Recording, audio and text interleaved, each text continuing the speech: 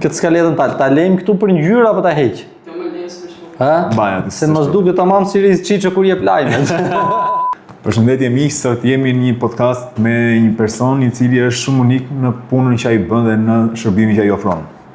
Është miku im Marsit, i cili merret me bursat dhe sot na ka ofruar kohën e tij për të na ofruar ekspertizën, por edhe gjithashtu për na dhënë disa këshilla për gjithë ata që interesohen në investimet në bursa, për të bërë kurse si dhe për të mësuar më tej, qoftë nga vetë Marsiti, qoftë edhe për të marrë këshilla falas për gjërat që ata duan, si dhe për të mbrojtur në rastin e skameve, të cilat janë masivisht të hapura në Shqipëri.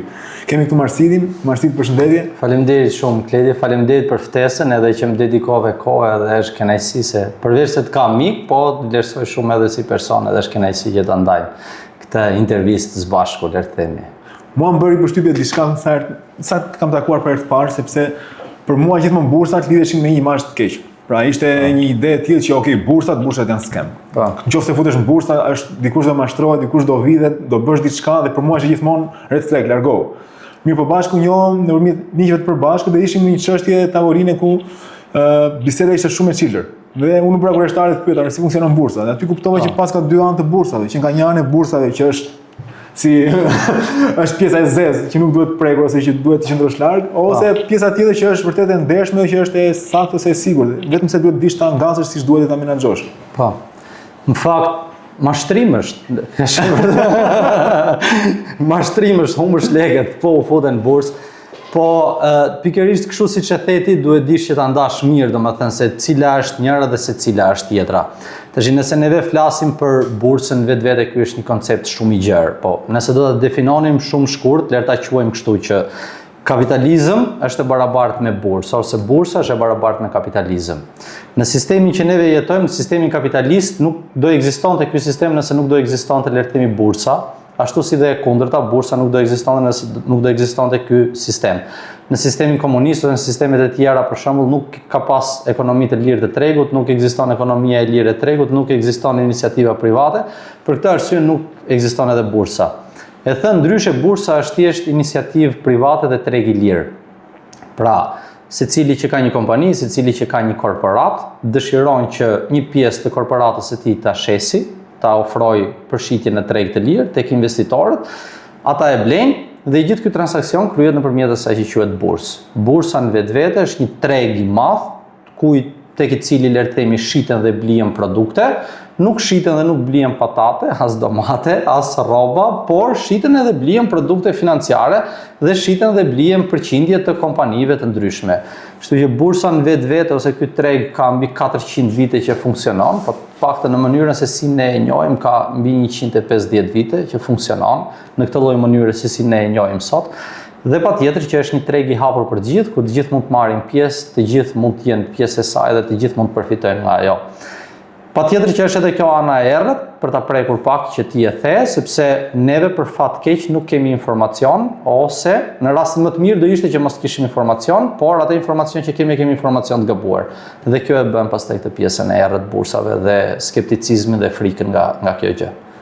Shumë e bukur kjo pjesë, por do të kuptoja diçka, duke qenë se është e paqartë për mua si je futur në këtë treg ose si ke hyrë kësaj rruge. Po, në fakt, le të themi që kjo ka ndodhur rastësisht në një farë mënyre. Unë kam filluar në vitin 2018, përpara se të vija këtu, unë isha emigrant edhe kam qenë edhe bukpjekës. Kështu që kam përfunduar një shkollë profesionale në Austri për bukpjekës edhe pastiqier. Tani ne do thuash ti çneti nga bukpjekës pastiqier të vish këtu tek bursat, por në 2018 unë jam kthyer në Shqipëri nëpërmjet një miku tim shumë të mirë që në atë kohë kishte një lidhje të tillë po themi ose punonte në këtë fushë, ai më sugjeron që të filloja të punoja shërbim klienti për një kompani e cila ofronte shërbimet e investimeve në bursë. Pra, nuk është se kisha idenë se çfarë do bëja, thjesht ishte shërbim klienti për t'i dhënë asistencë teknike personave që dëshironin të investonin në bursë, edhe kaq. E kam filluar këtë punë në 2018, duke qenë se zotroj shumë mirë edhe gjuhën gjermane. Tregu im i parë ose kontakti i parë ka qenë me investitorët gjerman, edhe me klientët gjerman. I ofroja atyre të gjithë asistencën për cilën ata kishin nevojë. Më pëlqeu pastaj si fushë, më duk shumë interesante, më intregonte. Gjithmonë më kanë intriguar edhe shifrat, gjërat, përqindjet, statistikat, matematika. Edhe përgjithësi këto gjëra kanë qenë shumë interesante për mua. E pash që kishte mundësi, shumë të mira. Tregu gjerman është një treg që është mësuar me investimet, pra ata kanë shumë vite dhe atje edhe bankat të sugjerojnë që ti të bëhesh pjesë e investimeve në bursa, pjesë e tregjeve aksionare dhe kështu me radhë. Dhe ishte shumë një fushë shumë intriguese për mua. Kërkova më pas që të kryeja trajnime, edhe të merrsha, po themi, edhe mësime dhe leksione më të zhvilluara dhe më të detajuara në lidhje me këtë gjë. Dhe le të themi që pak a shumë ky ka qenë fillimi, pra shërbim klienti, asistencë teknike për investitorët, edhe nga shërbyesi investitorëve kalova vetë pastaj në investitor, dashje pa dashje. Nga bukpjekës hape furrën tënde. Po, pastaj hapa furrën time, po. A kishte frikë në momentin që ti e nise këtë iniciativë, sepse është diçka e re që ti nuk besoj se e kishe hasur më parë. Pra, a kishte frikë në atë moment kur e nise apo ishte thjesht diçka iniciativë që le ta provoj mirë, dali ku dali? Po, me thënë drejtën nuk është se kisha ndonjë frikë sepse unë isha brenda kësaj industrie ose brenda gjës, edhe e dija se si funksiononte dhe le të themi që dija edhe anën e errët përpara se të dija këtë anën e mirë. Duke qenë se dija anën e errët përpara kësaj, frikë nuk kisha sepse e dija se ku duhet të ruhesha, çfarë duhet kisha parasysh, çfarë duhet kisha kujdes. Por patjetër që fillimi ka qenë goxha i vështirë dhe nuk ka qenë, le të themi, fitim prurës, ose nuk ka qenë ashtu siç duket sot. Frika më e madhe që njerëzit kanë është frika nga humbja, frika pra se mund të humbasin paran, frika se mund të humbasin pasuri, frika se njerëzit mund të humbasin reputacionin, pra frika nga humbja është frika më e madhe që njerëzit kanë, por që humbja është pjesë e lojës, është pjesë e jetës, kështu që le të themi këto dyshime ose këtë lloj frike kam pasur edhe unë në fillim, po themi frikën nga humbja, por me kalimin e kohës, pastaj ti e kupton që gjithsesi ti duhet përballesh me humbjen dhe duhet ketë humbje, ndryshe nuk ka se si të funksionojë. Në momentin që bëm paqe me humbjen, edhe me frikën ndaj humbjes, çdo frikë tjetër pastaj zhduket edhe është okay, kështu që ka qenë frika prezente, po patjetër me kalimin e kohës ai fillon edhe venitet pastaj. Është si të shkosh te psikologu, që thotë nëse ke një frikë shko përballo me frikën tënde, kështu që nëse ke frikë humbjen shko përballo. Edhe ajo fillon e venitet pastaj edhe largohet, edhe nuk është më pjesë e jotja. Po cila ka qenë humbja e parë për ty e si ka qenë pjesa e fitores parë, pra si e ke përballuar humbjen e parë? Ne ka qenë shumë e madhe apo e vogël? Po humbja e parë s'ka qenë një humbje. Humbja e parë kanë qenë 10 humbje rresht. Më shumë se sa aq. Humbja e parë kanë qenë disa vite humbje, pra pa themi, unë kam filluar të eksperimentoj vetë në këtë fushë, pra në fushën e tregtimit vetë, kam filluar në vitin 2019 dhe deri në vitin 2022 ka pasur, le të themi, përgjithsisht vetëm humbje. Mund të ketë pasur edhe fitime sporadike, fitime të vogla, por në pjesën më të madhe të tyre kanë qenë humbje. Patjetër ajo të bën pastaj edhe të dyshosh, edhe të mendosh që ta lësh ose mos të vazhdosh më tutje, por është, le të themi, disiplina ose dëshira që ti ke për të arritur një diçka, ajo që të mban në lojë, që të jesh pjesë e gjës, edhe të vazhdosh deri në momentin që ndoshta të fillosh edhe të shikosh sukses. Sukseset kanë qenë shumë të vogla si fillim, humbjet patjetër që kanë qenë shumë herë më të mëdha, edhe me shifra, le të themi, konsiderueshme, për mos të një shifrë kështu fikse, por le të themi që kanë qenë më shumë se sa 5 shifrore, shifrat, edhe disa herë më shumë se sa 5 shifrore. Pastaj mbas vitit 2022 ka filluar që të ketë pastaj, le të themi, fitime konstante dhe tani më patjetër që ato fitime i kanë tejkaluar humbjet që kemi pasur për gjatë viteve të para dhe gjëja vazhdon të është okay. Pra përballen më shumë se sa duhet me frikën. Patjetër. Jo një shumë herë. Po si arritë ta përballoj gjithë humbjet gjatë këtyre viteve? Bëje punë tjetër dhe më pas dhe investoje? Patjetër, atë është shumë e rëndësishme që për mendimin tim një person të ketë më shumë se sa një burim të ardhurash edhe mos të vendosi gjithçka tek e kuqja ose tek e zeza. Ndryshe më mirë të shkojmë në kazino. Për mua në fillimet e mia ka qenë më shumë pjesë pasioni kjo gjë. Pra doja ta bëja sepse e kisha pasion. Edhe për këtë arsye këmbgulja, është si puna asaj që kur mëson biçikletën që e fëmijë, do herë që ti të rrezohesh, ti prapë do të çohesh, të vazhdosh sepse është pasioni, është adrenalina, është kënaqësia e asaj gjëje që ti po bën që ty të mban edhe të vazhdosh, pra që ti jesh koherent me gjën. Kështu që kisha edhe punë tjetër, kisha edhe një biznes timin, pra kam tentuar, le të themi, në shumë fusha të provoj ose të eksperimentoj edhe me punë të ndryshme dhe me biznese të ndryshme. Dhe kjo më ka dhënë pastaj mbështetje që atë që fitoja, le të them, ose një pjesë të vogël të asaj që fitoja, ta investoja në këtë gjë sepse e shikoja gjithmonë si investim. Pra dhe çfarë do lloj humbje ose çfarë do lloj disfate që mund kisha, e shikoja thjesht si humbje ose disfat momentale që në një moment caktuar do më shpërbleheshe, sepse në një moment ti do t'ja gjesh fundin, nuk ka se ku shkon, pra mjafton të qëndrosh gjatë mjaftueshëm edhe suksesi më pas është i garantuar. shikoja si pjesë investimi dhe jo si dështim ose jo si humbje. Dhe thoshte që okay, sa më shumë që po gaboj, aq më shumë po i afrohem tani asaj që do funksionojë dhe patjetër do jetë okay.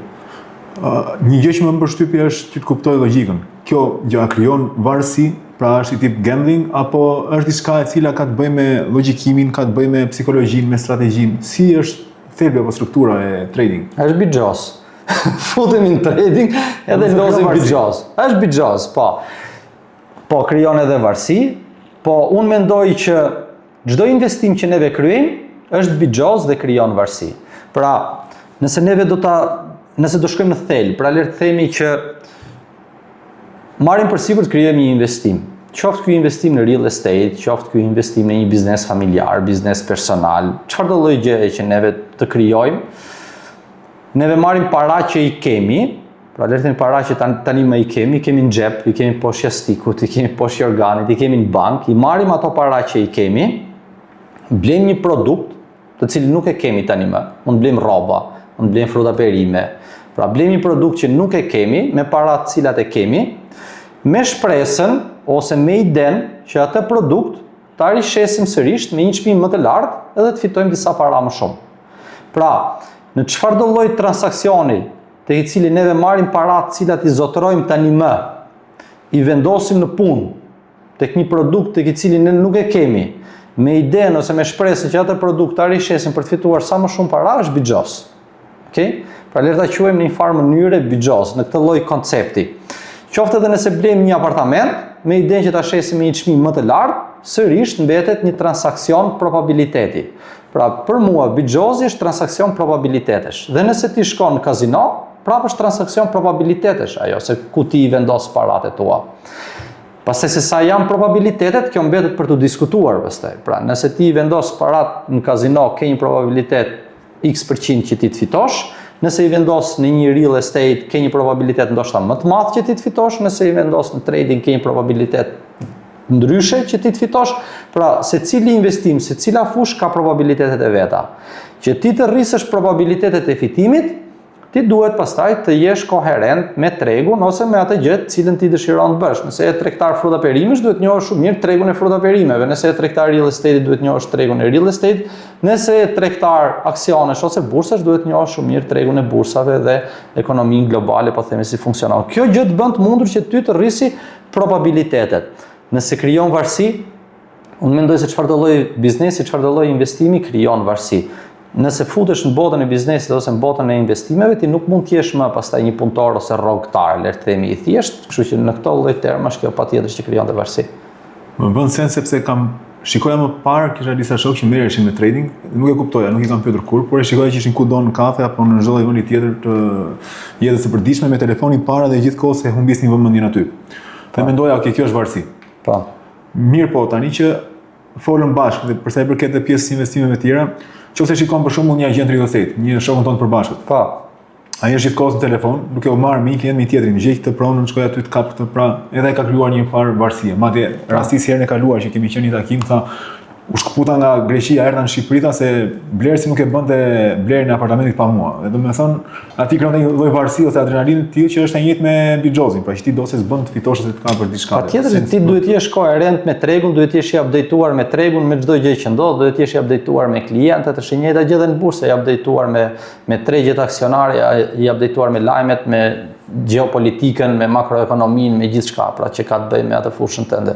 Kështu që një pyetje në gjithë këto vite që ti ke punuar në trading, a është fat apo është logjik apo strategji? Pra, po edhe fati duket në jetë. Pa fat s'kemi ku shkojmë, por që në përgjithësi është çështje probabilitetesh, pra kështu siç tham. Pra, është diçka statistikore, okay? Tregu ripërsërit vetveten. Her pas here tregu ripërsërit vetveten. Dhe nëse neve jemi të updateuar mbi çdo gjë që ndodh në tregje, atëherë patjetër që probabiliteti ndodhet në fatin tonë. Për shembull, për të përgjigjur kësaj pyetje konkretisht fare, le ta themi kështu.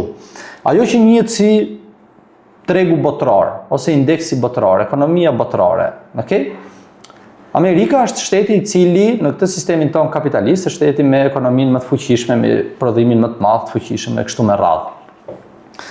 Ekonomia amerikane përkthehet ndryshe në një indeks, që quhet indeksi i ekonomisë amerikane. Okay?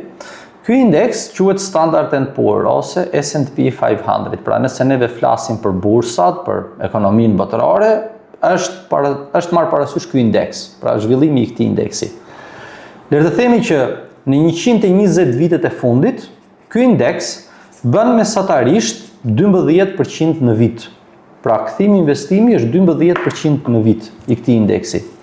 Që do të thotë, probabilitetet qëndrojnë shumë mirë dhe shanset janë shumë të larta që në investimin nëse ti investon në ekonominë e Amerikës, pra nëse investon në këtë indeks, ti jesh fitimprurës, pra të fitosh në terma afatgjat. Patjetër që ka dhe luhatjet e veta, po në terma të afatgjat je fitimprurës. Kështu që nëse pyesim a është fat apo jo, atëherë duhet pyesim a është fat që për kaq shumë vite ky indeks ose ekonomia performon nga viti në vit dhe nga viti në vit jep performancë të mirë dhe jep kthim investimi dhe jep fitime, kështu që nuk ka se si të jetë fat, është çështje probabilitetesh dhe është çështje strategjish.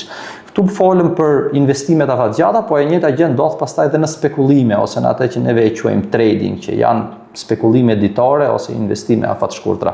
Pra e gjitha është çështje probabilitetesh, sepse ato që janë pattern kryesor ose modelet kryesore ripërsëriten gjithmonë. Okej, ti ke edhe një lloj profili tjetër që është komplet ndryshe nga thjesht të bëri trade. Ti je edhe një pedagog i cili trajnon student për të marrë pjesë në fushën e trading, pra se si ata mësojnë që të bëjnë trading vetë. Po. Dhe në bisedën e fundit që kemi bërë bashkë, ti ofroi edhe in person edhe në platformën e cila është online ku gjithkush mund të logohet. Madje e bukur ishte që në një takim ku ne ishim bashkë, një kamerier ishte aty dhe të njohë dhe tha, ne bëjmë si bashkë natë, për mua ishte shumë e habitshme. Pasi nuk e dija që bota e trading ishte kaq voluminoze dhe kaq aktive në Shqipëri. Ajo që do të diun si hyre në botën e mësimdhënies. Po. Në fakt, unë në 2024 kam marrë licencën nga shoqëria e bursave gjermane, duke se kam jetuar për shumë vite andej, pas ndoqja kam ndjekur trajnimet edhe akademinë e tyre online dhe kam marrë licencën nga shoqëria e bursave gjermane për dhënë mësim, le të themi, mbi atë që quhet stock market, pra tregu i aksioneve, tregu i indekseve, për dhënë mësim mbi analizat makroekonomike, krizat makroekonomike që mund të ndodhin, trading dhe gjitha kështu me radhë. Por le të themi kjo ishte hallka e fundit që u plotësua për themi marrja e licencës. Për fat keq neve në Shqipëri akoma nuk e kemi të rregulluar pjesën e tregut të investimeve, sepse Shqipëria nuk ka asnjë bursë për momentin, edhe nuk e kemi dhe të rregulluar nga ana legjislative ashtu siç duhet. Nuk është se është e jashtëligjshme, sepse shpeshherë njerëzit mendojnë se është e jashtëligjshme të investosh, nuk është e jashtëligjshme të investon me paratë tua, mund të bësh çfarë të duash, madje përpara 2 vjetësh te një nga bankat më të mëdha në Shqipëri, pra BKT-ja e kishte ta ofronte si mundësi që ti të investoje në aksione, kishte një BKT Smart Invest që quhej, për arsye se nuk kishin kërkesë mjaftueshme edhe për arsye se tregu jo nuk është i mësuar me këtë gjë, ata e mbyllën për arsyet e tyre. Pra nuk është absolutisht e jashtëligjshme në Shqipëri, thjesht nuk është e rregulluar, duke qenë se ne nuk kemi bursë dhe nuk kemi të specializuar le të themi në këtë fushë. Po, për sa i përket kësaj pjesës së mësimdhënies, unë mendoj që nëse ti dëshiron të përvetësosh diçka ashtu siç duhet të dish që atë gjë ta shpjegosh në një mënyrë aq të thjeshtë sa që edhe një fëmijë po themi 6 vjeç mund ta kuptojë. Pra, kjo është mënyra se si ti mund ta përvetësosh atë gjë ashtu siç duhet. Me këtë pjesën e mësimdhënies dhe të leksioneve unë kam filluar në 2023-shin, duke pasur një bashkëpunim pastaj që kemi pasur me disa kolegë të tjerë dhe me një kompani e cila ishte një kompani amerikane, kompani e cila është akademi, le të themi, akademi e cila mëson mbi investimet në bursë, akademi internacionale, regjistruar në Amerikë, pra baza është amerikane, por operon në tregun ndërkombëtar. Në mënyrë shumë rastësore, mua më dol në rrjetet sociale, domethënë një komunitet shqiptar që merreshin me këtë punën e investimeve. U bëra pjesë e atij komuniteti thjesht nga kurioziteti për të parë pra se si funksionojnë, se si operojnë, se çfarë mësojnë, kështu me radhë. Dhe mbas 6 muajsh mu propozua që të isha po themi edukator ose për të mësuar dhe për të dhënë leksione mbi tregun shqiptar në gjuhën shqipe, sepse ata nuk kishin një edukator në tregun shqiptar. Kishin në shumë gjuhë të ndryshme të botës, por për Shqipërinë nuk kishin një edukator. E pranova me kënaqësi, e kam bërë thjesht nga pasioni pa pasur interes monetar ose përfitim monetar për një periudhë relativisht gjatë, rreth 2 vite, e kam bërë thjesht nga pasioni, pa pasur asnjë lloj interesi apo përfitimi. Dhe përfitimi i vetëm ishte që unë bësha vetë akoma më mirë, edhe nga ana profesionale rritesha akoma më mirë duke i thënë ato gjëra ose duke u munduar që t'ja përcjell ato gjëra dhe personave të cilët ishin të ri në këtë fushë dhe nuk e kishin shumë iden. Okej, a keni ndonjë histori të një studenti i cili ka pësuar një transformim të madh, pra që ka ardhur tek ti, është paraqitur, ka qenë zero, dhe që ka arritur ka bërë diçka ose ka sjellë diçka? Patjetër. Neve kemi trajnuar për gjatë këtyre viteve kemi trajnuar mbi 3500 studentë, të cilët i kemi në database-in tonë, pra me të dhënat të qarta dhe konkrete. Për gjatë këtyre ka pasur me patjetër edhe shumë histori, pra jo më larg se sa tani në momentin që neve flasim, kemi 3 studentë të cilët kanë me ne për më shumë se 2 vjet, pra që trajnohen, dhe ata kanë kaluar tani më në rolin e edukatorit. Pra, këta 3 studentë edukojnë edhe japin mësim, po themi, për skuadrën. Pastaj kemi edhe raste të tjera të studentëve të cilët kanë pasur trajnime 1-1 me mua, se përveç se trajnimeve në skuadër ofrojmë edhe një shërbim që është trajnim më i specializuar ose më i detajuar, po themi one-on-one. Dhe kjo pjesa e trajnimeve ose kjo pjesa e trading, pjesa e investimeve të transformon komplet mentalitetin ose mënyrën se si ti e shikon, po themi, edhe qasje ndaj jetës, qasje ndaj investimeve, qasje ndaj financave, qasje ndaj paras. Dhe duke qenë se paraja lidhet drejt për drejt me emocionet, e secilit prej nesh, pra atje ku përfshihet paraja, përfshihen edhe emocionet, të ndryshon jashtëzakonisht shumë edhe të bën shumë të pjekur më pas edhe nga ana emocionale, se si mund të trajtosh edhe, po themi, sfidat të tjera që ti mund të kesh në jetë apo në përditshmërinë tënde, dhe të largon edhe frikrat, se frika më e madhe është dhe frika e humbjes paras ose humbjes pasurisë. Një nga më të mëdha. Nga më të mëdha, patjetër, po. Po ndjen përgjegjësi në këtë pikë për shkakun që ti trajnon njerëz që përballen me frikën më të madhe që kanë, sepse nga njëra anë ata po përballen me frikën, por është edhe përgjegjësi monetare, sepse nëse investojnë dhe bëjnë nxjerrje të gabuara, humbasin gjithçka. Ndjen përgjegjësi tek studentët në këtë pikë? Patjetër, kjo është një përgjegjësi shumë e madhe për mua që shpeshherë ose në periudha të caktuara, po themi, unë bëj disa hapa mbrapa, edhe mundohem të jem shumë i përgjegjshëm te kjo gjë. Megjithatë, unë nuk jam një këshilltar financiar i cili i këshilloj ata se ku të investojnë në mënyrë të drejtë për drejtë, po themi, dhe patjetër që përgjegjësia nuk është e imja për investime të drejtë për drejta. Neve së bashku mësojmë dhe analizojmë tregun dhe bëjmë atë që është më e mira e mundshme, po themi, për të studiuar probabilitetet se ku mund të investojmë së bashku dhe se si mund të jemi fitimprurës. Por ne nuk menaxhojmë para të huaja ose që themi që të kemi një përgjegjësi të drejtë për drejtë mbi kapitalin. Ajo që neve i mshojmë shumë ose që neve vendosim shumë vlerë është që secili duhet edukohet vetë, pra parsorë është edukimi, duhet marri përsipër të gjitha hallkat edhe të gjitha, le të themi, ato hallkat e zinxhirit që ti kaloj vetë dhe ti provoj vetë, derisa ta arrim pastaj në një fazë ku e kupton mjaft mirë tregun, e kupton mjaft mirë atë që po bën, edhe bëhesh pjesë e tregtimit. Po përgjegjësia ngelet patjetër shumë e madhe për përcjelljen e informacionit, pra që ti përcjellim të gjithë studentëve informacionin e dur dhe informacionin e vlefshëm për atë që atyre duhet. A është një besim i cili është, si thua, radikal, dhe cilin ti nuk përqafohesh në këtë lloj industrie, kur bëhet fjalë tek pjesa e investimeve apo tek studentët që duan të hyjnë në pjesën e investimeve apo të trading. Pra kur është dikush fillestar, do të vi dhe në atë pikë ai është zero, vjen me konceptin shqiptar që do të fitoj para. Ka diçka që ti i totalisht kundër në momentin që dikush të afrohet? Po, nëse dikush për shembull afrohet edhe thotë që pra pyetja e parë është sa para do i fitoj dhe kur, atëherë ai nuk bën për të qenë pjesë, po themi, e akademisë tonë ose mësimeve tona, sepse nuk e dim se sa para do fitosh dhe aq më pak e dim se kur do t'i fitosh këto para. Pra kjo, siç thamë, është çështje probabilitetesh. Dhe në përgjithësi, neve edhe si popull Ballkanas, po edhe si popull mesdhetar, kështu jemi të paduruar, jemi të nxituar ndaj gjërave dhe nuk duam të duam të gjitha gjërat tani, në këtë moment, duam sot të gjitha gjërat. Dhe ky është një nga besimet, le të themi, ose nga bindjet më kufizuese ose më të dëmshme që dikush që pretendon të kthehet në një investitor mund të ketë. Pra, në përgjithësi është një bindje ose një farë besimi që nëse ti futesh në bursa ose nëse ti investon në tregje aksionar ose në trading, ti mund bëhesh shumë i pasur shumë shpejt, pra thjesht prodhohen para kështu nga televizori ose nga telefoni, gjë që nuk është absolutisht e vërtetë. Është një profesion në vete, është profesion si çfarëdo lloj profesioni tjetër. Investitori është profesion vetvete, çfarëdo lloj investitori, çfarëdo lloj fushë qofsh. Kështu që kërkon kohën e vet, kërkon disiplinë, kërkon mësime të vazhdueshme, kërkon shumë gjëra dhe shumë hallka të cilat duhet i kalosh. Dhe ky është një nga besimet, pra le të themi më limituese ose më të dëmshme që dikush mund të ketë. E kam vënë re tek grupi investitorëve ose grupi takimi që ne bëjmë përjashëm. Zakonisht njerëzit që vinë me idenë që unë kam ardhur të bëj lek, unë jam i dhënë pas lekut, unë ndjek lekun, ata të parë që largohen.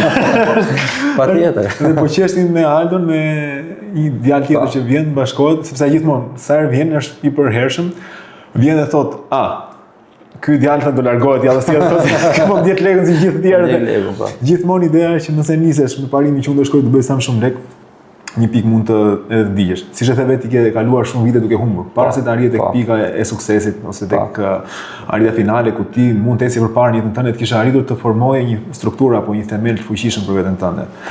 Por le të themi, nëse dikush do të nisë sot që të bëj këtë që po bën ti, ku duhet ta fillojë dhe si mund ta nisë ai këtë gjë? Nëse dikush do të nisë sot edhe do të bëhet investitor, duhet ta fillojë që të kërkojë spari informacionin e dur, edhe të gjejë spari, le të themi le ta quajmë një mentor ose një edukator, ose një shok, një partner me të cilin dëshiron që ai të ndajë këtë rrugtim. Kjo është gjëja më kryesore. Patjetër që ka plot, ka me qindra, ka në tregun internacional shumë që ofrojnë edukim, mentorim, ose po themi investime në tregjet financiare, por është shumë e rëndësishme që ti të gjesh personin i cili ty të përshtatet, nga mënyra se si ai e trajton, po themi këtë lloj biznesi, nga mënyra se si e shpjegon, nga informacioni që ai ty do të përcjellë, sepse është edhe shumë e varur me atë çfarë ti do të bësh. A do të jesh një investitor afatgjat, një investitor afatshkurtër, a do të jesh një spekulant, pra varet se çfarë qëllimesh ti ke, kështu që për qëllimet që ti ke, ti duhet gjesh le të themi personin i dur që të udhëheqë ty në atë rrugë. Edhe patjetër që ai duhet të jetë një person në hapat e të cilit ti dëshiron të ecësh. Nëse ai nuk është një person i tillë, atëherë është një person që le të themi nuk vlen për ty. Kështu që ky është hapi i parë.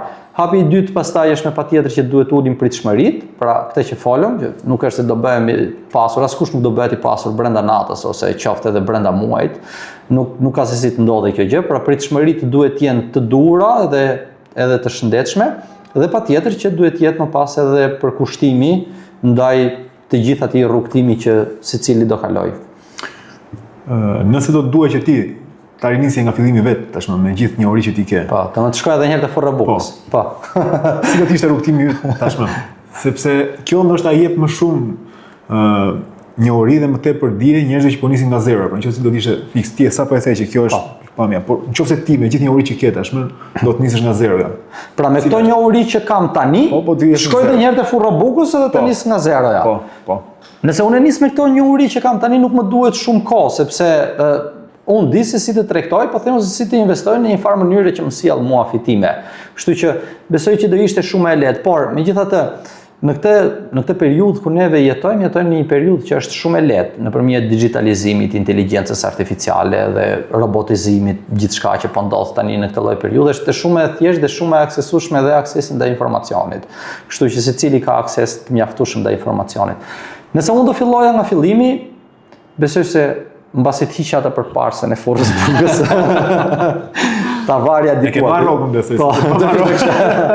Merja dhe rrogën dhe ta varja atë përparsën aty dhe do filloja së pari të merja një kredi. Unë jam fan shumë i madh i borxhit.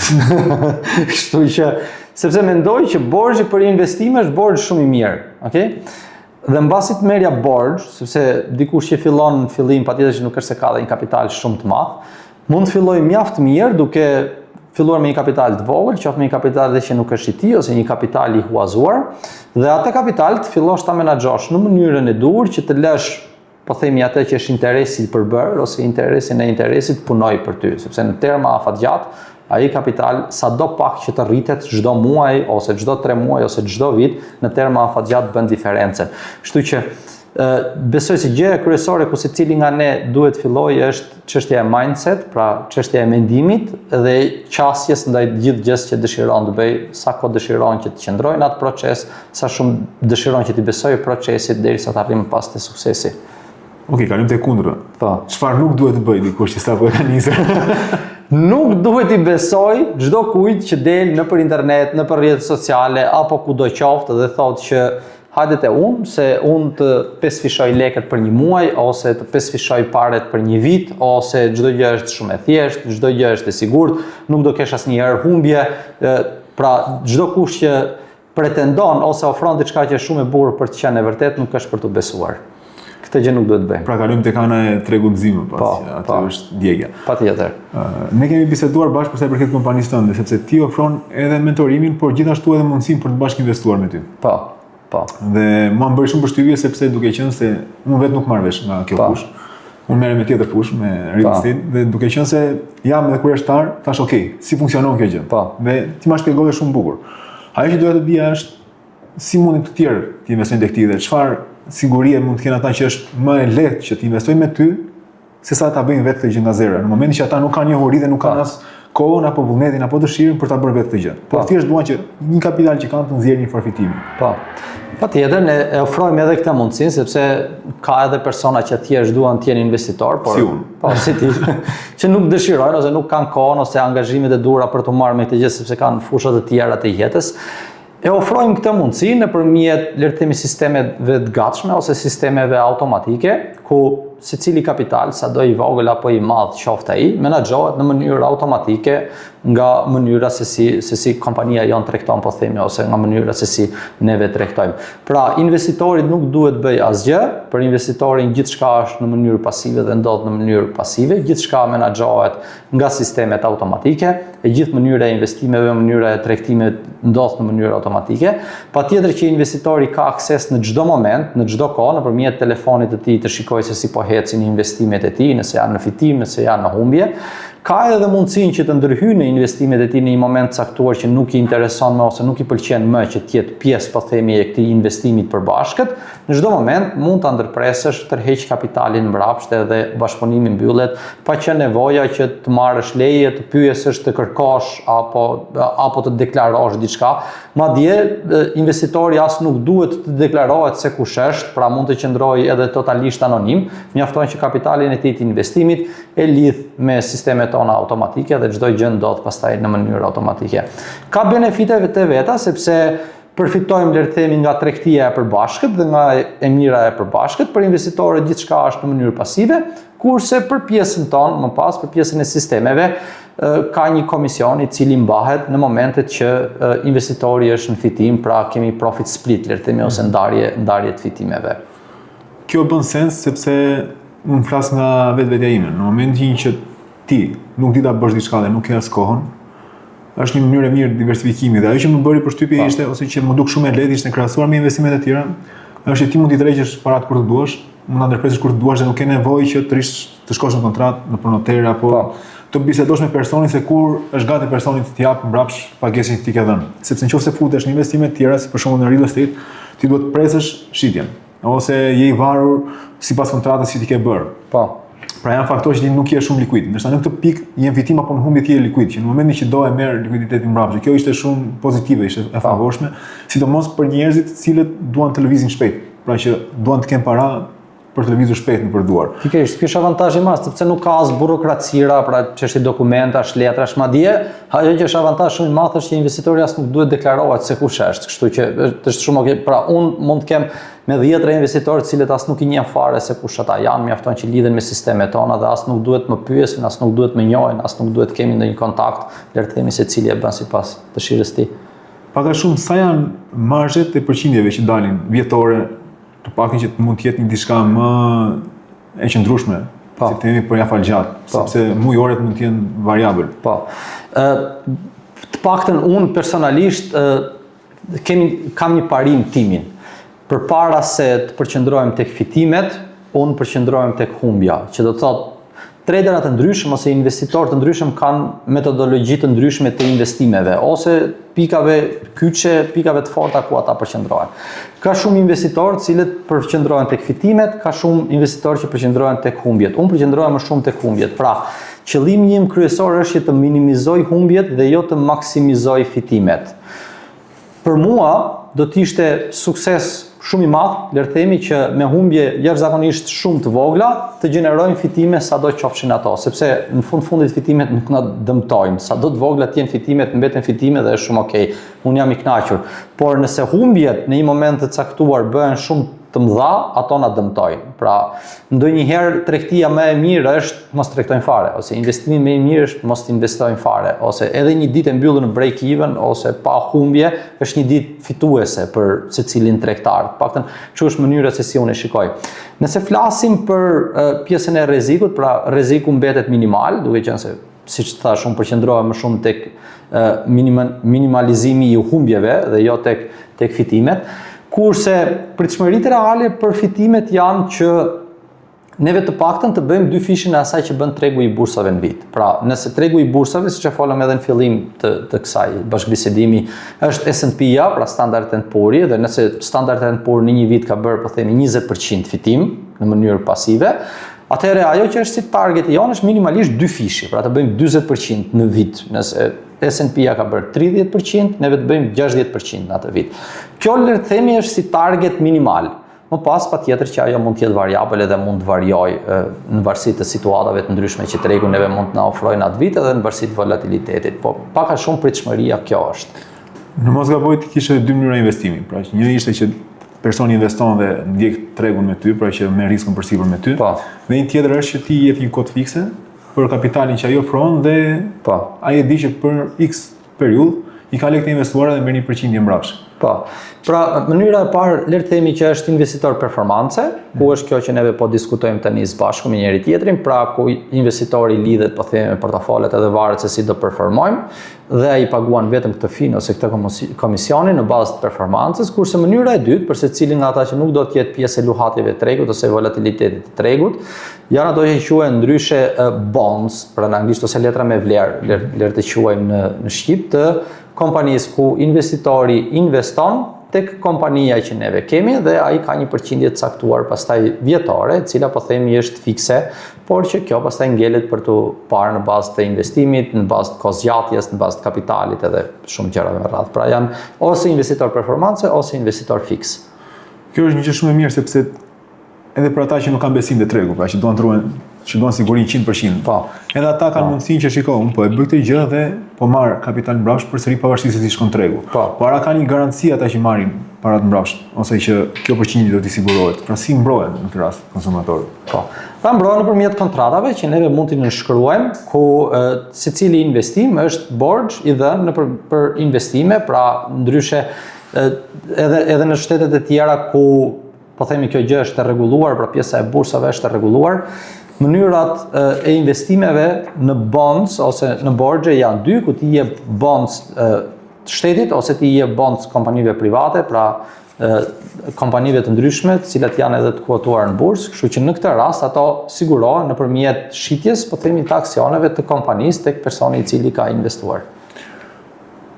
Okej, kam një pyetje prapa. Cili ka qenë besimi që ka ndryshuar totalisht tek ti nga dita që ti ke qenë bukpjekës sot që ti merresh me investime? Kam pasur një besim që të fitosh para duhet punosh shumë fort. Edhe duhet punosh shumë gjatë, duhet punosh shumë fort, edhe që të fitosh shumë para mund të fitosh vetëm në mënyra të jashtëligjshme. Ajo që mendojnë shumica shqiptare. Ajo që mendojnë shumica. Po, madje kemi pasur më pas kur fillova domethënë në këtë fushë ose kur shikoja po themi persona që mund të fitonin shumë para në mënyra shumë të ndryshme, mendoja që shiko se ka edhe disa punë të tjera ndoshta që ne nuk e dim fare që ekzistojnë, po nëpërmjet atyre punëve mund të fitosh para ndoshta më thjesht, në mënyrë më të zgjuar ose në mënyrë më të shpejtë, dhe ky ka qenë një nga besimet i cili ka ndryshuar pastaj totalisht, pra që paraja nuk është e thënë që të fitohet vetëm nëpërmjet punës së drejtë për drejtë dhe shkëmbimit të kohës tënde për para, të orëve të punës për para, po ka edhe mënyra të tjera se si mund të fitosh. Është e bukur pjesa e konceptimit për sa i përket parave, sepse të gjithë në fillim kanë konceptin që para fitohet në zezë. Po. Nëse ke bërë lekë, ka bërë në zezë. Mirë, po në momentin që ti fillon dhe një njerëz në industritë ndryshme, dhe ka ide të çmendura se si ti mund të fitosh para, qoftë edhe duke shitur pasiçeri. Po. po të marrësh për shembull pasqyçerit janë një nga bizneset më fitimprurse. Dhe njerëzit ndoshta nuk e shikojnë, nëse është një pasqyçeri thua por që brenda ka fitimin ose marzhin shumë më të lartë. Sepse ne dim atë që dim, po s'dim atë që s'dim. Kupton? Edhe është ajo që them që atje ka punë që nëse dim fare që ekzistojnë. Edhe mund të fitosh ose tani për shembull me inteligjencën artificiale, me AI, me këto ka mundësi të pafundme. A ke krijuar varësi ndaj fitimit? Patjetër. Është kthyer në addiction në pjesa e fitimit. Patjetër që kthehet në varësi, po kam krijuar varësi edhe ndaj humbjeve. Kështu që kam krijuar varësi pozitive ndaj të dyjave. Edhe në momentin që humb është okay, pra ndonjëherë kur ndodh që nuk po humbim për një periudhë afat gjatë kohë dhe diçka nuk po shkon, se duhet të fillojmë të humbim pak. Tani ndoshta nuk po funksionon që të balancohet gjë, se ndryshe si do ta kuptojmë që po fitojmë, po edhe ndaj fitimeve është varësia, sepse kur je pjesë e kësaj, kur je pjesë e punës, kur je pjesë e transaksioneve, krijohet ajo varësia dhe sepse është edhe pjesë e adrenalinës, pjesë e përditshmërisë tënde, pjesë e asaj që ti bën, edhe kur mungon ajo që ti bën për ditë, pra edhe nëse mungon humbja, dhe nëse mungon fitimi, mungon diçka e përditshmërisë tënde, sepse të dyja janë pjesë e përditshmërisë, kështu që krijohet varësi. Një gjë më bën përshtypje shumë. Çfarë të mbajti ty ende në lojë gjithë këto vite që ti humbisje, që të vazhdoje deri në pikën që arritet të fitoje përsëri? Pra, çfarë të shtynte ty të qëndroje prapë në lojë? Pa përgjegjshmëria. Thash po I hedhin të gjitha, all in, shkoj ku të shkoj. Pra, aty ka qenë më tepër çështje edhe fati. Po, të bëhet çfarë të bëj. Më prizja një përgjigje më shumë. Po jo, mos ka shem. Shkoj ku të shkoj. Po çfarë I mban njerëz? Çështja është që të mban edhe pak pjesa e egos. Okej, pra pjesa e egos që ti thua që shiko, ore, se kjo gjë ka edhe disa modele që funksionojnë, ka edhe disa njerëz që e bëjnë. Dhe shtrohet pyetja, ore, a ka 1% mundësi që kjo gjë të funksionojë? Ka. Po 2% ka, po 5% mundësia mund të ketë, po dhe 5% bën vakim mund të ketë. Kështu që sa të më ngeli pishman diçka që nuk e kam bërë, më mirë të pendohem për diçka që e kam bërë. Kështu që unë këtë e kam edhe kështu si motiv. Më mirë shkoj e bëj diçka dhe nëse nuk funksionon, them pastaj okay, paktën unë e bëra, nuk funksionoi, është në rregull, se sa të më ngeli pastaj pishman gjithë jo pse nuk I shkova deri në fund kësaj gjë, ose pse nuk e mbarova këtë gjë. Atëherë, nëse e marrim në pikpamjen e studentëve ose të njerëzve që sapo po futen në këtë fushë, çfarë është një nga frikrat e tjera që I mban ata ose që I largon ata nga pjesa e investimit përveç frikës për të humbur para? Frika se mund të mashtrohen, frika se nuk ja dalin dot, frika se është shumë e vështirë për ta bërë, edhe nuk e mësoj dot. Pra këto janë nga frikrat ose le të themi nga dyshimet më të mëdha që secili ka.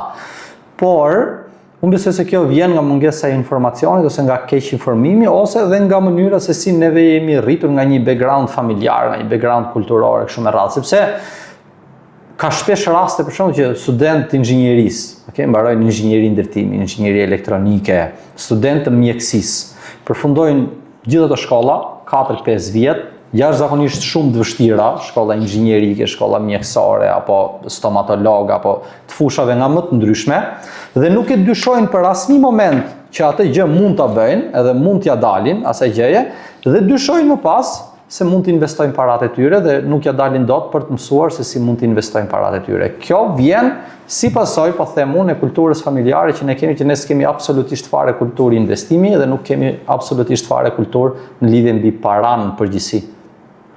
A ke marrë kritika në lidhje me punën që ti ke bërë nga student? Në lidhje me mënyrën se si unë shpjegoj për shembull ose se si? Me mënyrën se si ti koncepton investimin ose se ti bën investim. Po, ka marrë kritika, ka marrë sidomos në fillime ose sidomos për ata që nuk më kanë njohur drejt për drejt, sepse tani që rreth 2 vjet neve kemi edhe këtë zyrën fizike ku ndodhemi sot së bashku këtu ku organizojmë shpeshherë edhe takime, mbledhje, aktivitete, mastermind, masterclass, gjëra shumë rrallë dhe njihemi pak më shumë, kemi një komunitet më të afërt, por në fillime ka marrë shumë kritika për mënyrën se si unë shpjegoj ose për mënyrën se si unë e përcjell, po themi atë që është e vërtetë, që është e vërtetë në lidhje me fitimet dhe që është e vërtetë në lidhje me rrezikun.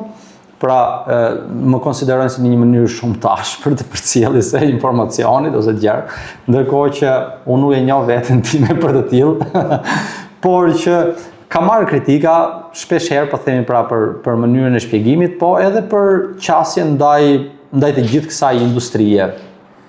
Po. Nëse do ktheheshe prapë mbrapa, prapë tek Bupik. Po edhe një herë atje. Më vëgjishje. Atje, unë shumë qyrika. Po ti ka filluar i gjitha. Çfarë nuk do të bëje nga këto që ke bërë? Që mund të ta bënte më të lehtë udhëtimin. Çfarë nuk do të bëja? Nuk do të merrja shumë gjëra përsipër vetëm. Pra, po ndoshta ka qenë edhe koha, sepse në atë lloj periudhe kur unë kam filluar në 2018 në Shqipëri nuk është se kishte shumë ose nuk është se kishte një komunitet ose një mentorim të tillë, po themi në lidhje me këtë fushë. Po unë kam marrë shumë përgjegjësira vetëm, kam marrë edhe shumë rreziqe vetëm, po besoj se të gjithë këtë udhëtim do ta ndaja me një person tjetër. Pra, ose do gjeja një mentor, ose do gjeja një bashkëpunëtor, ose do gjeja një person tjetër i cili do ta bënte gjithçka me mua. Pra, nuk do ta bëja më vetëm. Besoj se do më çonte shumë më shpejt drejt qëllimit. Do të kishte kursyer goxha. Po, do më kishte kursyer kohë, do më kishte kursyer para, energji, gjithçka. A ka një anë tjetër të errët përveç mashtrimit në pjesën e industrisë ku ne flasim pa të investimeve? Ka shumë anë të errëta, po në fundit të gjitha me këtë pjesë lidhen, duke qenë se ka të bëjë me paranë drejt për drejt, ka shumë mënyra që mund bjesh lirë ta quajmë kështu ndoshta viktim. Pra jo vetëm me mashtrimin e drejt për drejt, po duhet të jesh shumë i updateuar mirë edhe me pjesën e kompanive që ta ofrojnë këtë shërbim, ose ato që quhen ndryshe kompani brokerimi. Sepse edhe jo të gjitha kompanitë e brokerimit ofrojnë kushtet më të mira për investitorët ose për tregtarët. Kjo në aspektin e komisioneve që ata ofrojnë, në aspektin e tarifave që ata mbajnë, ose qoftë edhe në aspektin e rregullsisë ose të licencimit që secili nga kompanitë e brokerimit mund të ketë, pra se sa të sigurt ata janë për shërbimin që ofrojnë. Po a ka disa shenjat, paktën tek pjesëtarët ose tek studentët që vinë tek ti, që janë shenjat e hershme që ti mund të dallosh që ky person për shembull mund të ketë sukses, nëse ky person ka përtequr dorë? A është diçka e dukshme për shembull tek studentët që vinë për të marrë leksione ose për të trajnuar? Po, pritshmëria e parë, pra që në momentin që ata vinë, unë tentoj gjithmonë që t'i pyes se çfarë pritshmëri ata kanë ose se çfarë mendimi ata kanë për të ardhur ose për të gjithë këtë që ata do bëjnë. Dhe e dyta pastaj është patjetër që disiplina. Pra nëse një person është i disiplinuar edhe qëndron gjatë mjaftueshëm, suksesi është i garantuar. Pra, suksesi për mua është fillosh shpejt, sa më shpejt jetë e mundur dhe qëndro sa më gjatë që të jetë e nevojshme derisa të arrish. Pra gjithkush mund t'ia nis, pavarësisht se çfarë profesioni ka. Pavarësisht moshës, pavarësisht profesionit, gjithçka. Si ka ndikuar çështja e investimit, koha që ti dedikon pjesë investimit në lidhje me familjen tënde, me kohën tënde personale? Po nuk ndikon fare dhe kjo është një nga gjërat që unë këtë punë dua shumë ose le të themi një nga arsyet madhore që mua më ka shtyrë që të qëndroj te kjo punë, sepse përveç se të jep liri të vendodhjes fizike, pra ti mund të jesh kudo, edhe ti mund të investosh ose të tregtosh nga telefoni jot ose nga një laptop, mjafton të kesh akses në internet dhe çdo gjë është okay. Por gjithashtu ka edhe liri kohore, pra koha që unë kaloj le të themi përpara kompjuterit ose përpara grafikeve është shumë e vogël dhe gjithë pjesa tjetër pastaj mbetet kohë e lirë për të bërë aktivitetet ose pasionet që do pra është një balancë shumë e mirë ndërmjet investimit ose punës edhe kohës lirë që mund të kesh. Pra nuk është ashtu siç përfiturohet që ti duhet të rish gjithë kohës para kompjuterit dhe të shikosh gjithë kohës. Absolutisht fare, pra ato ti mund t'i vendosësh në telefon nëpërmjet disa alerteve që i vendos në telefon në momentin që janë çmimet e favorshme ose tregu lviz në favorin tënd dhe absolutisht jo. Pra madje nëse merresh me investime afatgjata mjafton një herë në 3 muaj që ti bësh një update portofolit tënd të investimeve dhe çdo gjë është okay. Po lidhen me pasionet e tua. Tu janë shumë pastaj. Tash në një vend do t'i prishim lekët, se çfarë do bëjmë? Pasionet pastaj kam shumë, un jam tip aventurieri, se duket edhe nga puna, se ti hysh kësaj pune, duhet të jesh edhe pak aventurier. Kam pasion shumë të madh motorrin, pra po bëj udhëtime me motor të shpeshta, edhe biçikletën po ashtu kam shumë pasion, edhe me biçikletë kam bërë shumë rrugë në Shqipëri, më pëlqen shumë kjo lidhje me natyrën, po themi për atë arsye motorri dhe biçikleta. Kam pasion kalorimin, kam pasion skit. Çdo gjë që ka të bëj, po themi me adrenalinën ose me natyrën është pasioni im. Pra çdo gjë që ka lidhje me adrenalinën. Me adrenalinën, po. Por një gjë më ka bërë përshtypje sepse ti je shumë i apasionuar në asaj që bën, sepse është diçka jo vetëm okay po e bëj për adrenalinën. Sepse adrenalina është një gjë momentale. Në momentin që ty të krijon shumë stres apo frikë, njerëzit e largohen. Po për ty është çështje pasioni më tej që për te saj. Qoftë për pjesën e motorave, qoftë për pjesën e investimit. le të kalojmë tek pjesa tjetër, nëse ti në këtë pikë që je, do të duaj që të jepje diçka për shoqërinë. Cila është kjo njohuri që ti do ofroje një njeriu që është fillestar, e cila do t'i shërbente shumë atij për të ecur përpara ose për të marrë kurajon që ai të ecë në hapat e duhur dhe që mund t'ia dalë. Unë besoj se paktën qëllimi im në jetë është mbasi një njeri arrin disa stade ose disa nivele të jetës tij, të zhvillimit personal apo gjithçka çka i ka bërë në jetë, vjen në një pikë ose në një stad që për mua është stadi maksimal ku është pjesa e kontributit. Pra, shumë gjëra që ti i ke marrë ose që ti i ke mësuar duhet të kthesh edhe në një gjë mbrapsht, vetëm merr, s'ka balancë. Kështu që pjesa e kontributit është shumë e rëndësishme dhe në këtë fazë ku unë jam ose pjesën e mësimdhënies, po themi, ose pjesën e akademisë, e bëj më shumë për kontribut, pra për të dhënë diçka mbrapsht të asaj që unë di ose të asaj që unë kam marrë, si sa po themi për përfitime. Nuk është arsye kryesor pjesa e përfitime, por është pjesa e kontributit.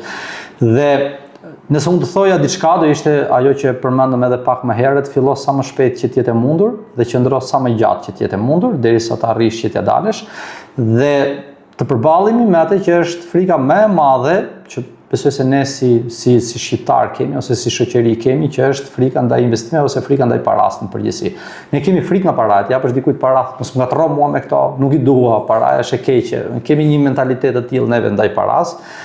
Ashtu siç e folëm edhe më lart që paraja bëhet vetëm në mënyra po themi të jashtëligjshme apo në mënyra që nuk janë të duhura. Kështu që të përballesh sa më shpejt me këtë frikë dhe të fillosh sa më shpejt me investimet. Cili është vizioni yt? Ku do të shkosh ti? Unë kam një projekt, le të themi, që e kam nisur, por duke qenë se në Shqipëri folëm pak për atë pjesën e legjislacionit që akoma nuk është i plot. Megjithëse është duke u plotësuar tani, pra për shembull për investimet në kripto, drafti është gati, projekt ligji është gati, thjesht nuk ka kaluar në parlament edhe pastaj të kalojë edhe në plotëtorën zyrtare, por çdo gjë është gati dhe besoj që shumë shpejt neve do ta kemi edhe ligjin e rregullimit mbi kriptot edhe mbi investimet në përgjithësi. Do të ishte shumë mirë nëse neve do kishim në një moment caktuar edhe një bursë të Shqipërisë ose bursë të Tiranës, që të kishim akses në letrat me vlerë dhe në investimet në aksione. Po, vizioni im është që të kem fondin e investimeve më të madh në gjithë rajonin e Ballkanit, edhe të jetë në Shqipëri, pse jo. Ky është vizioni. Është ambicioz, po që drejt kësaj duhet të shkojmë. Jo, ambicioz duhet të jetë që të bëhet global, no? Patjetër.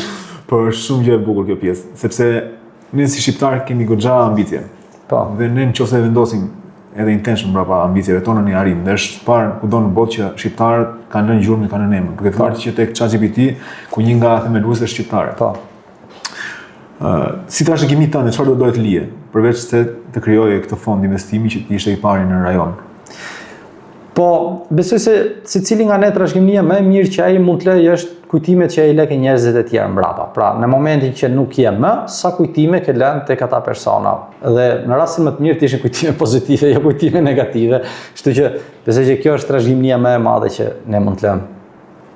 Nëse dikush është interesuar për të filluar të mësoj, nuk është i bindur, është ende në mdyshje, do të marrim tepër informacion. A mund të kontaktoj me ty dhe ti të mund të japësh një drejtim se çfarë duhet të bëj me jetën e tij? Patjetër, se ma the këtë çfarë duhet të bëjmë me jetën e tij, ti bëjmë kështu këshilla në shifte, gjë terapi familjare. Dasim për investimin. Secili është i lirë të bëjë çfarë ai dëshiron me jetën e vet. Unë thjesht mund ta këshilloj që në momentin e parë që i jepet mundësia ose të paktën dëgjon për një mundësi, jo vetëm këtë lloj mundësie, por çfarë lloj mundësie i qoftë ajo, e mira është që ta provosh. Pra, më mirë të thuash në jetë, ups, pse e bona këtë gjë, se sa të thuash mos.